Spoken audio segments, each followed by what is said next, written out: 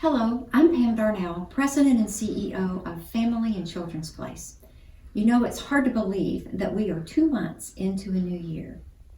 But as we stop and take a moment to get a breath, it's important to recognize all of the challenges that we've overcome in the past year to enable us to continue to provide services to our community. But first, I want to thank you. Thank you from our board and our staff. Thank you from our volunteers and all of the children and families that we serve. Thank you for your generosity, for your trust, and for joining us in our commitment to end child abuse and neglect. Like many of you, we have been tested this past year. COVID has created many challenges and barriers, including some funding losses that have tested our strength like never before. In early 2020, we were thrilled to announce the new Greater Louisville Head Start services. And the premise of Head Start is pretty simple, that every child deserves every opportunity to reach their fullest potential despite the circumstances of their birth. And COVID created some major challenges for enrollment and other issues around Head Start, but we are so excited that now Head Start and Early Head Start services are available to children and families in our community. Some of you may have heard about the fire at our office in Jeffersonville, Indiana that happened in December. Thankfully, no one was hurt, and most of those services transitioned to virtual services.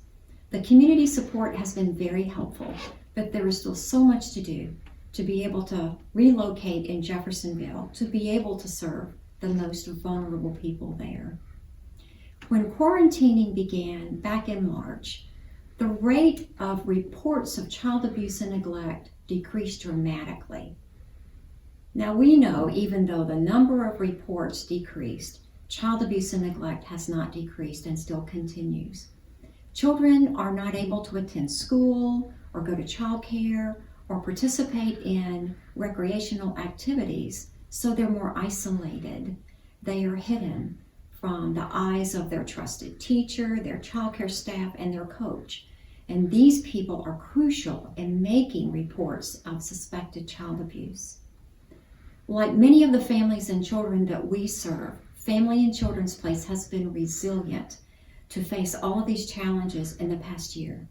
And despite the challenges of the virus, our Child Advocacy Center staff continued in-person services to children hurt by child sexual abuse and human trafficking throughout the entire year.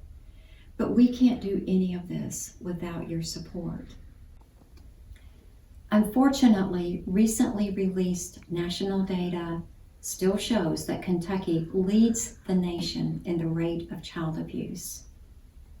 And though some progress has been made, it is not nearly enough.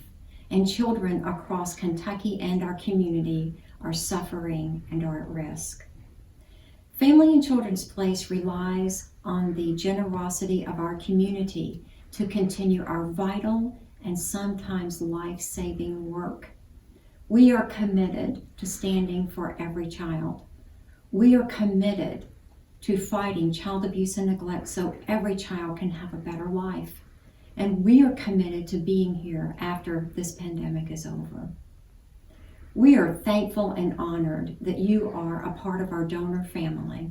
And I am asking you today to join us again in turning hurt into hope for thousands of children in our community and across Kentucky.